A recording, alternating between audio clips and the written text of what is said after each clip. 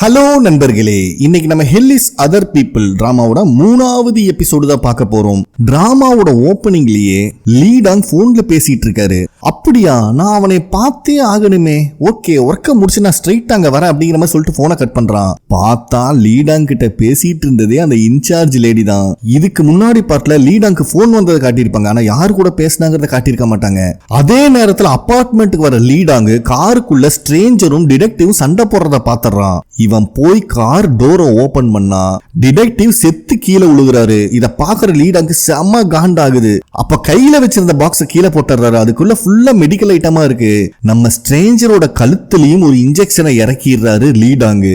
எதுக்குடா என்னோட பர்மிஷன் இல்லாம தேவையில்லாத வேலையெல்லாம் செஞ்சிட்டு இருக்க, நம்ம பண்றது கொலை இல்ல, அது ஒரு ஆர்ட் அப்படின்னு சொல்லிட்டு கதற கதற அவன் கழுத்தை நரிச்சு கொலை பண்றாரு லீடாங்கு. அதுக்கப்புறம் மாடியில சோகமா நின்னுட்டு இருக்கிற ஹீரோ கிட்ட லீடாங் வந்து பேச்சு கொடுக்கிறாரு.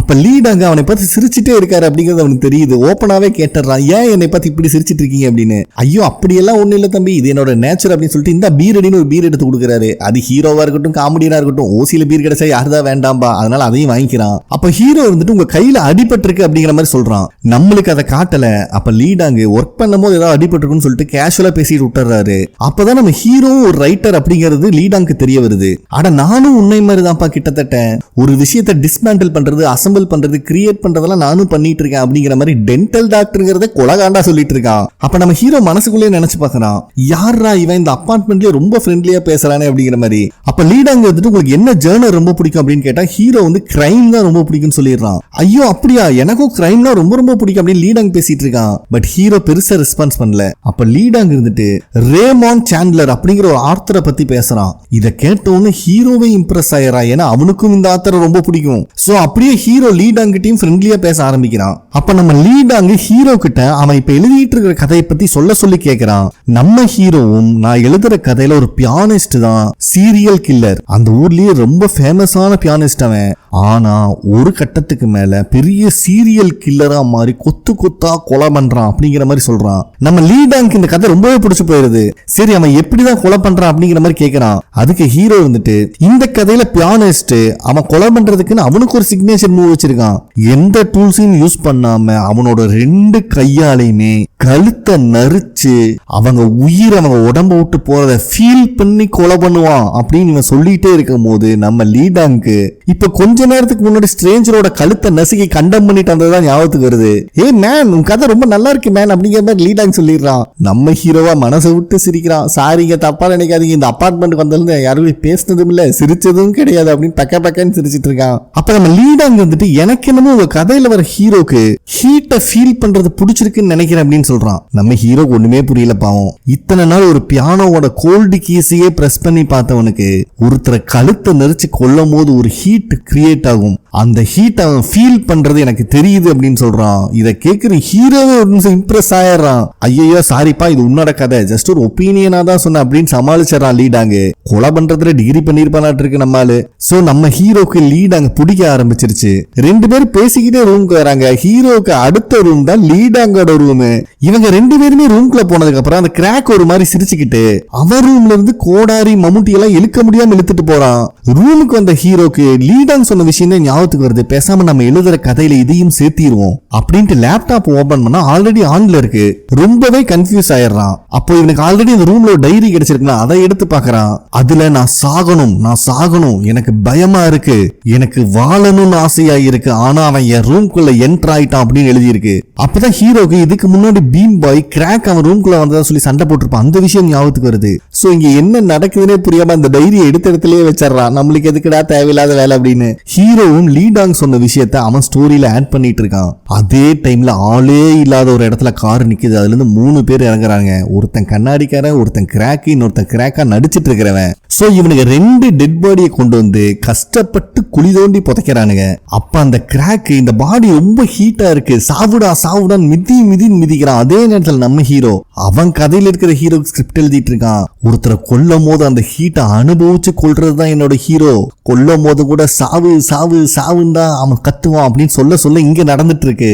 கதை எழுதிட்டு இருக்கிறவன் அப்படியே தூங்கிடுறான். அதே நேரத்துல இவனுங்கெல்லாம் ஒரு காரை பெட்ரோல் ஊத்தி இருக்க ட்ரை பண்ணிட்டு இருக்காங்க. இது வேற யாரு காரும் இல்ல, அந்த டிடெக்டிவோட காரு. அப்ப நம்ம ஹீரோக்கு ஒரு விஷயம் ஞாபகத்துக்கு வருது. இதுக்கு முன்னாடி மிலிட்டரியில இருக்கும் போது தெரியாம அசந்து தூங்கி இருப்பானாட்டு இருக்கு. அவனோட சீனியர் அவனை தலைகீழ நிக்க வச்சு தூங்குறதுன்னு இப்படியே தூங்கு அப்படின்னு மிரட்டி இருப்பாரு. அது நினைச்சிட்டு இருக்கும் போதே பிரசன்ட்ல அலாரம் அடிக்குது. பார்த்தா பெட்ல இருந்து தலையை கீழே வச்சு அப்படியே தூங்கிட்டு இருக்கான். இன்னும் அந்த பனிஷ்மெண்ட் மறக்கலையாட்டு இருக்கு நம்ம ஹீரோக்கு. சரி எந்திரிச்சு குளிக்கவாது போலாம் அப்படின்னு போகும்போது கண்ணாடிக்காரனோட ரூம் டோர் ஓப்பன்ல இருக்கிற நோட் பண்றான். ஒருவேளை இவன் தான் என் லேப்டாப் ஆன் பண்ணிருப்பானோ அப்படிங்கிற சந்தேகத்திலே போய் ஹீரோ குளிச்சிட்டு இருக்கும் போது கரெக்டா லீடாங் அங்க வந்துடுறான். அப்பதான் நம்மளுக்கு லீடாங்கோட முதுகுல ஒரு தழும்பு இருக்கிறதையும் காட்டுறாங்க. அப்ப ஹீரோ வந்துட்டு பீம் பாயோட ரூம் நம்பர் சொல்லி அவனை நீங்க பாத்தீங்களான்னு கேக்குறான். லீடாங்கோட ஃபேஸே மாறுது.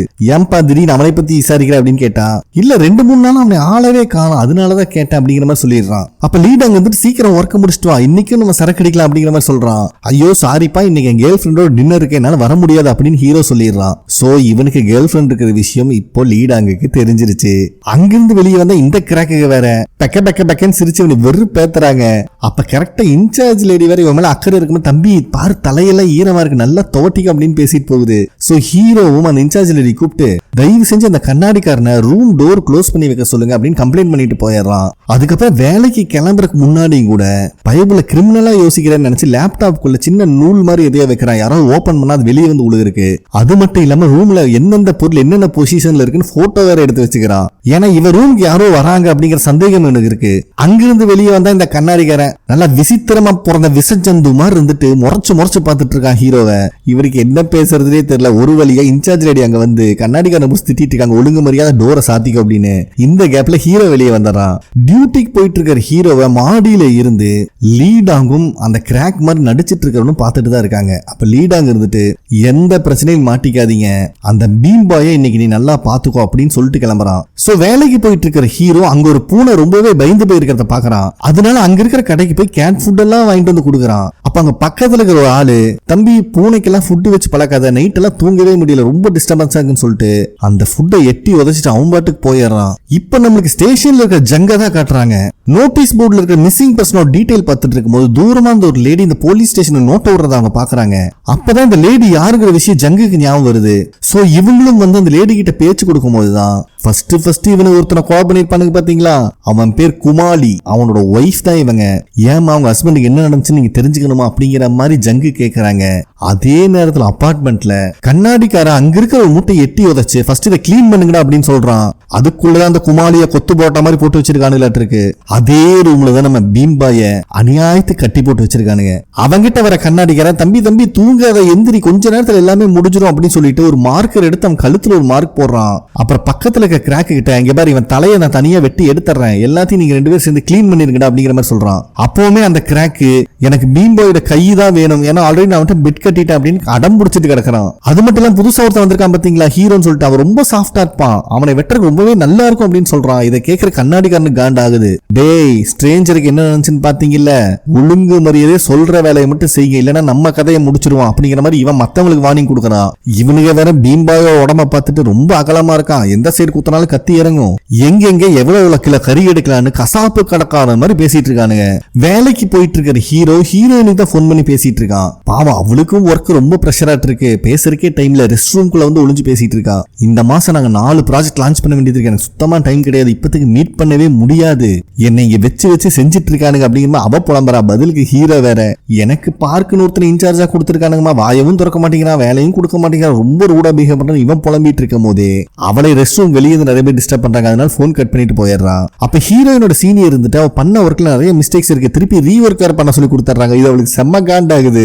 அதே டைம் இந்த குமாலியோட ஒய்ஃப் நம்ம ஜங்கு கிட்ட இதுதான் என் ஹஸ்பண்டோட போட்டோ, இங்கதான் ஒரு ஸ்டே பண்ணான்னு சொல்லி பில்லையும் கொடுக்குறாங்க. பார்த்தா ஈடன் ஸ்டுடியோ நம்ம ஹீரோ இருக்கிற அதே அபார்ட்மெண்ட். ஆல்ரெடி இந்த அபார்ட்மெண்ட் மேல ஜங்குக்கு டவுட் இருக்கும். சரிமா எப்போ ஹஸ்பண்ட் கடைசியா கால் பண்ணாரு, என்ன சொன்னார் அப்படிங்கிற மாதிரி கேக்குறாங்க.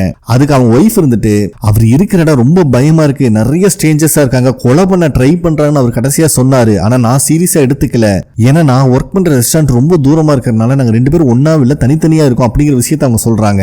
அதே நேரத்துல அபார்ட்மெண்ட்ல நம்ம லீடாங்கு பீம் பாய கட்டி வச்சிருக்கிற ரூமுக்கு தான் வரான். வந்தவன் இந்த ஸ்டுடியோல 3 விஷயம் இல்லவே இல்ல. 1 ஸ்டூடெண்ட், 2வது சன்லைட், 3வது யாருக்காவது ஏதாவது நடந்தாலும் அவங்களை தேடி வரக்குன்னு யாரும் இல்ல. ஆனா நீ எங்களையே தேடி வர அளவுக்கு பண்ணிட்ட. அது எங்க அபார்ட்மெண்ட் ரூல்ஸ்க்கு எதிரா இருக்குப்பா. நீ ரொம்பவே கேர்ஃபுல்லா இருந்திருக்கணும். பட் என்ன பண்றது, கை மீறி போச்சு. இதுக்கப்புறம் சொல்லி பிரயோஜனம் இல்ல அப்படின்னு சொல்லிக்கிட்டே ஏதோ சர்ஜரிக்கு ரெடி ஆகுற மாதிரி ஆயிட்டு இருக்கான் நம்ம லீடாங்கு. இங்க நம்ம ஹீரோ ஆபீஸ்க்குள்ள என்டர் ஆகும் போது ஒரு ஆள் உட்காந்து நம்ம சன்யூ கிட்ட பேசிட்டு இருக்காரு. இவர் நேம் ரிப்போர்ட்டர் ஜோ. தம்பி, என்ன ஞாபகம் இல்லையா, நேத்து நைட்டு கூட ஒரு விஷயத்துக்காக கால் பண்ணிருந்தேன், நீ எனக்கு மெசேஜ் பண்ண சொன்ன அப்படின்னு அவர் சொல்லும் போது ஐயோ சாரிங்க நான் மறந்துட்டேன்னு சொல்லி சமாளிச்சுட்டு உள்ள போயிடுறான். சன்யூ ஓரளவுக்கு பேசி ஐஸ் வச்சு அவனை அனுப்பி வச்சிடறாங்க. ஏன்னா இவங்க ஆர்டிக்கல்லாம் பப்ளிஷ் ஆகி அதுக்கு நல்ல ரிவ்யூ வரணும்னா இந்த மாதிரி ரிப்போர்ட்டரோட ஹெல்ப்பும் இவங்களுக்கு தேவை. அப்ப அங்க இருக்கிற கண்ணாடிக்காரன் நம்ம ஹீரோ கிட்ட ஒரு ஒர்க்கை பண்ண சொல்றான். அதுலயும் பவர் பாயிண்ட்ல பண்ண சொல்றான். ஏதாவது டவுட் இருந்தா நீ ஜெனரல் மேனேஜர் பார்க்க கேட்டுக்கோ அப்படின்னு சொல்றான். இருக்கிறது ஒரு ரூம், திரும்பி பார்த்தா எல்லா முதுகும் முற்ற மாதிரி தான் உட்காந்துருக்கானுங்க. இந்த லட்சணத்துல ஒருத்தன் ஜெனரல் மேனேஜர், ஒருத்தன் சிஇஓன்னு அவனுங்களா பில்டப் போட்டுருக்கானு புலம்பிக்கிட்டே போறான் நம்ம ஹீரோ. இப்ப நம்மளுக்கு அபார்ட்மெண்ட்ல தான் காட்டுறாங்க. இந்த கிராக் இருந்துட்டு என்னை கொல்லாதன்னு சொல்லுடா அப்படிங்கிற மாதிரி சொல்லிட்டு இருக்கும் போது நம்ம ஹீரோ பீம்பாயோட வாயை கட்டி வச்சு இந்த கட்டை எடுத்த உடனே தயவு செஞ்சு நிறுத்துப்பா அப்படிங்கிற மாதிரி சொல்லிடுறான். இந்த லூசு பசங்களுக்கு சந்தோஷம் வேற. ஏன்னா இவன் வாயில இருக்க கையை எடுத்த உடனே இவன் என்ன ஃபர்ஸ்ட் வார்த்தை பேசுவாங்கிறது இவனை 3 பேர் பெட் கட்டி வச்சிருக்கானுங்க. இதுல இந்த கிராக் தான் ஜெயிக்கிறான். எந்த அளவுக்கு கொடூரமான ஆளுகளா இருக்கானுன்னு பாருங்களே. அப்ப நம்ம ஹீரோ பீம்பாயோட வாயை நல்லா பொளந்து வச்சுட்டு, தம்பி நீ ஒன்னும் பயப்பட வேண்டாம், இந்த விஷயத்துல நான் பெரிய எக்ஸ்பர்ட், யாருக்குமே ஒரு துளி வலியும் கூட இருக்காது, ஆனா உனக்கு வலிக்கும், ஏன்னா நான் உனக்கு அனஸ்தீசியா கொடுக்கவே இல்லை அப்படின்னு சொல்லிட்டு கதற கதற அவன் பல்ல புடுங்குறான். அதே டைம்ல ஸ்டேஷன்ல இருக்க ஜங் இதுக்கு முன்னாடி கிராக்க கூப்பிட்டு விசாரிக்கும் போது ஐயோ செத்தது 13 பூனை இல்ல அப்படின்னு சொல்லியிருப்பான். அந்த விஷயம் தான் ஓடிக்கிட்டே இருக்கு. சோ ஏதோ ஒரு அட்ரஸையும் எழுதி அங்க ஸ்டிக் பண்றாங்க. அதே நேரத்துல ஆபீஸ்ல இருக்க நம்ம ஹீரோ முடிஞ்ச அளவுக்கு ஒர்க் பண்ணிட்டு இருக்கான். அவனுக்கு நிறைய டவுட்ஸ் இருக்காது. அந்த பார்க் கிட்ட கேட்டா அவன் மனசுக்குள்ள இருக்க கோவத்தால வச்சுட்டு ஒர்க் முடிஞ்ச நேரத்து போய் தூங்கிட்டியா, கொஞ்சம் ஓவர் டைமா பாக்கணும்ப்பா, நிறைய விஷயம் படிக்கணும், நிறைய ஹார்ட் ஒர்க் பண்ணாதான் நீ லைஃப்ல முன்னேற முடியும் அப்படின்னு சம்பந்தமே இல்லாம பேசிட்டு இருக்கான். எல்லாருமே நம்ம லைஃப்ல அதை ஃபேஸ் பண்ணிருப்போம். ஆனா கடைசி வரைக்கும் இவன் கேட்ட டவுட்டுக்கு அவன் ஆன்சரே பண்ணாம திரும்பிடுறான். அட அரமெண்டல் தலையா, இவன்ட்ட கேட்கறதுக்கு சும்மா இருக்கலாம் இவனும் ரொம்ப நேரமா யோசிச்சுட்டு இருக்கும் போது அந்த சாமியே வந்து சொல்லி கொடுக்குறாங்க. இதுல பார்க்கு எச்சா காண்டாகிறான். ஏன்னா இவங்க கூட பேசுறதுனாலதான் அவனுக்கு கோவம். இப்ப ஒழுங்கா இவன் சொல்லி கொடுத்திருந்தானே இந்த விஷயமே நடந்திருக்காது. இந்த லூசு பயிருக்கு அது புரியல. சாமியவே சைட் அடிச்சிட்டு இருக்கான் அப்படிங்கறது ஹீரோ பாத்துறான். ஏண்டா நீங்களா கண்ணாடி போறதையும் ஜூம் பண்ணி பாக்குறதுக்காக வாடா, என் அபார்ட்மெண்ட்ல இப்படிதான் ஒருத்தர் உயிர் எடுத்துட்டு கிடக்குறான் அப்படின்னு புலம்பிட்டு கிடக்குறான் ஹீரோ. அப்ப கரெக்டா ஹீரோட ஃப்ரெண்ட் அதாவது சிஇஓ எல்லாத்துக்கும் ஃபுட் வாங்கிட்டு வந்திருக்காரு. இவனுங்களும் சாப்பிடலாம்னு ஓபன் பண்ணா ஏதோ கொலான்னு இருக்கு. இவனுக்கு அந்த ஃபுட்டை எடுக்க எடுக்க நம்ம லீட் அங்க ரத்தக்கரையோட பீம்பாய் வாயிலிருந்து பல்ல ஒவ்வொன்னா புடுங்கி தள்ளிட்டு இருக்கான். இத அந்த கிராக்குகளா பார்த்து என்ஜாய் வேற பண்ணிட்டு இருக்குதுங்க. ஸ்டேஷன்ல இருக்கிற ஜங்கு அந்த கிராக்கோட போட்டோ வச்சு இதுக்கப்புறம் என்ன பண்றதுன்னே புரியாம யோசிச்சுட்டு இருக்காங்க. அதே நேரத்துல ஆபீஸ்ல இருக்கிற ஹீரோக்குமே ஹெல்ப் பண்ண மாட்டேங்கிறான் அந்த பார்க். அவன் வேலை விஷயமா என்ன பண்றது புரியாம ஒரு பிரிண்டர் பக்கத்திலே ஒட்டி நின்று இருக்கான். இந்த பக்கம் ஜங்கு வேலைக்கு வந்தாலும் அங்க இருக்க ஒருத்தர் கீழே தள்ளி விட்டுறான். அதே நேரத்துல ஆபீஸ்ல இருக்க ஹீரோ வேலை ஸ்ட்ரெஸ்னால எந்திரிச்சு உட்காந்துட்டு இருக்கான். சோ கிட்டத்தட்ட இவங்க எல்லாத்துக்கும் லைஃப் ஒரே மாதிரி தான் போயிட்டு இருக்கிற மாதிரி காட்டுறாங்க.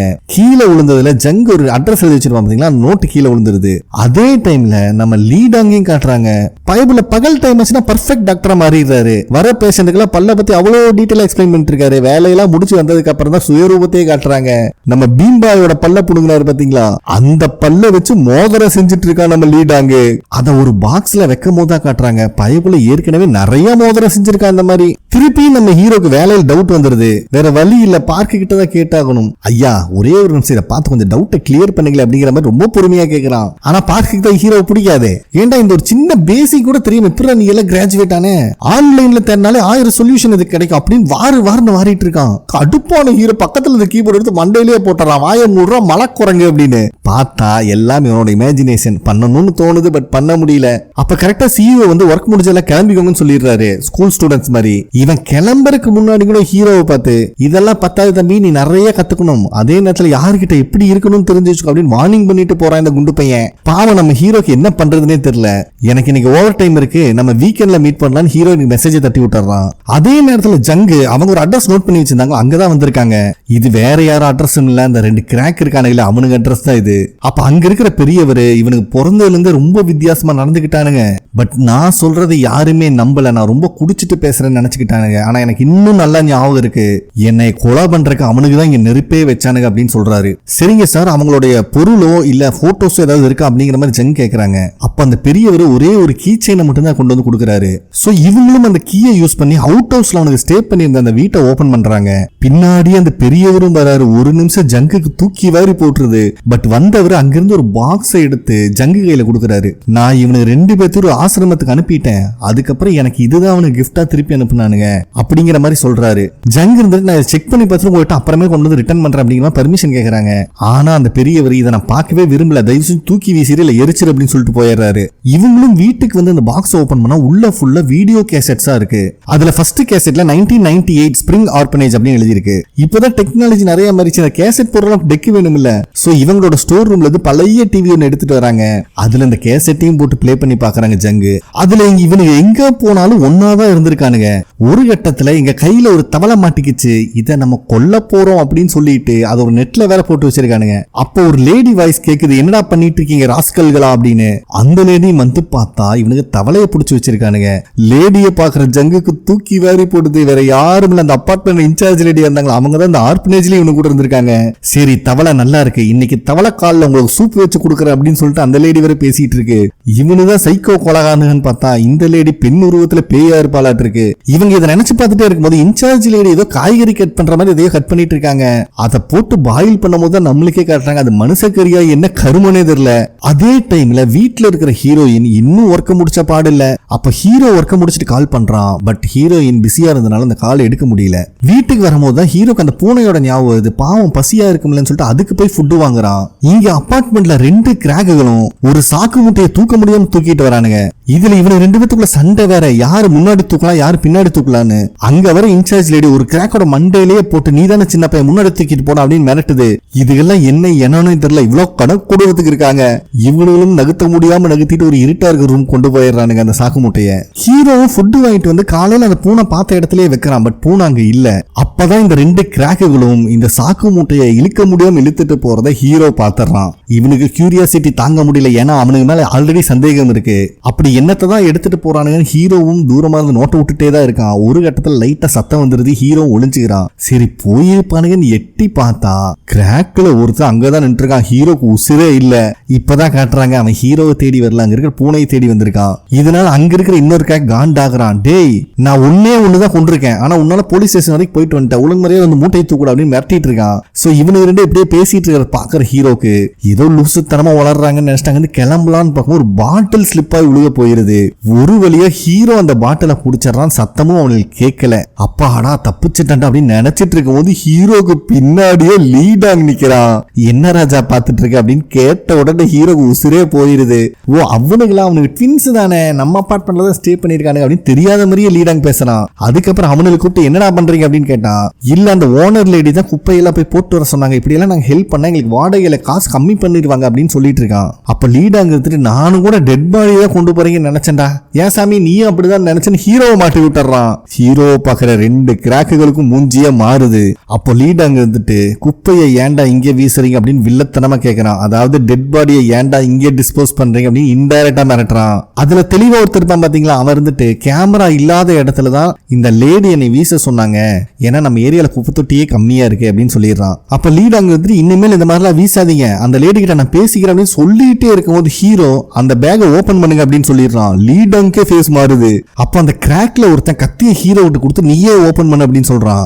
ஓபன் பண்ணி பாக்குற ஹீரோ ஒரு நிமிஷம் ஜர்க் ஆயிடுறான். லீட் அங்குமே என்ன நடக்குதுன்னு புரியல. போய் ஓபன் பண்ணி பார்த்தா உள்ள ஒரு பூனை செத்து கிடக்குது. ஏன்டா செத்த பூனை இப்படியால டிஸ்போஸ் பண்ணுவீங்க அப்படின்னு மிரட்டிட்டு இருக்கும் போது அந்த கிராக் இருந்து அங்க எலிக்கு வச்ச பாய்சனை சாப்பிட்டுருச்சு அப்படிங்கிற மாதிரி சொல்லி சமாளிக்கிறான். அதுக்கப்புறம் ஒரு வழியா சமாதானப்படுத்தி லீட் அங்க ஹீரோ கூப்பிட்டு வந்துட்டு இருக்கான். என்னப்பா ஏதோ டேட் இருக்கு, கேர்ள் ஃபிரெண்ட் கூட வெளியே போறேன்னு சொன்ன கேன்சல் ஆயிடுச்சான்னு கேட்டா ஆமாங்க அவளும் பிஸியா இருக்கா அப்படின்னு சொல்லிடுறான். சரி எப்படி பார்த்தாலும் ரூமுக்கு போனதுக்கு அப்புறம் எல்லாம் தனித்தனியா தான் இருக்க போறோம், ரொம்ப போர் அடிக்கும், எங்கூட சரக்கு அடிக்கலாம்னு சொல்லி அபார்ட்மெண்ட்ல இருக்க கிச்சனுக்கே கூட்டு போயாரா லீடாங்க. அப்போ உனக்காக ஒரு ஸ்பெஷல் சைட் டிஷ் இருக்குன்னு சொல்லிட்டு ஃப்ரிட்ஜை ஓபன் பண்ணி ஒரு பாக்ஸ் எடுத்துட்டு வரான். இது வேற எதுவுமே இல்ல, அந்த இன்சார்ஜ்ல ஒரு மனுஷங்கறி மாதிரி எதையோ வெட்டி சமைச்சால அந்த கருமம் தான் இது. அதை ஹீரோ டேஸ்ட் பண்ணி பார்த்தா வாயிலேயே வைக்க முடியல. உனக்கு இந்த பார்ட்ஸ் பிடிக்கலன்னு சொல்லு, வேற பார்ட்ஸ் எல்லாம் உள்ள வச்சிருக்க எடுத்துட்டு வரேன்னு வேற சொல்றான். ஹீரோக்கு செம கன்ஃபியூஸ் ஆகுது, என்ன கருமத்தரை அவன் கொடுத்தான் அப்படின்னு ஹீரோ யோசிச்சுட்டே இருக்கும் போது லீடாங்க அந்த கறியை எடுத்து சாப்பிடுறான். ஹீரோக்கு கிட்டத்தட்ட இது நம்ம சாப்பிடுற சாப்பிடுற கறி இல்லன்னு கன்ஃபார்ம் ஆயிருது. அப்ப லீட் அங்க இருந்துட்டு ஏன் ரொம்ப பதட்டமா இருக்க, இது மனுஷ கறியா இருக்குன்னு நினைக்கிறியோ அப்படின்னு சொன்ன உடனே ஹீரோக்கு தூக்கி வேறி போடுது. அதை சாப்பிட்டுக்கிட்டே வில்லத்தனமா பார்த்துட்டு இருக்கான் லீடாங்கு. இந்த இடத்துல அந்த கறியை போக்கஸ் பண்ணி நம்மளே பதட்டத்துல வச்சு இந்த எபிசோட கம்ப்ளீட் பண்றாங்க. ஓகே ஃப்ரெண்ட்ஸ், கண்டிப்பா உங்களுக்கு பிடிச்சிருக்குன்னு நம்புறேன். மனுஷ கறியா வேற கறியாங்கிறத நெக்ஸ்ட் எபிசோட்ல பார்க்கலாம். ப்ளீஸ் சப்ஸ்கிரைப் பண்ணுங்க, லைக் பண்ணுங்க, கமெண்ட் பண்ணுங்க. நெக்ஸ்ட் எபிசோட்ல மீட் பண்ணலாம். நன்றி.